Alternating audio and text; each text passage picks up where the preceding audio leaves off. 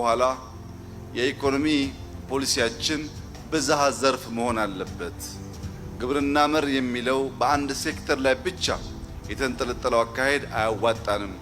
ራሱ ግብርናም ሪፎርም ይፈልጋል። ከግብርና ባሻገር ኢንዱስትሪ፣ ቱሪዝም፣ ማይኒንግ እና እነዚህን ደግሞ ሊያስተሳስር የሚችለው ቴክኖሎጂ ትኩረት ሰጥቶት ሊመራ ይገባል የሚል አዲስ የፖሊሲ ምልከታ እና የአተገባበር መንገዶች መከተላችን ይታወቃል።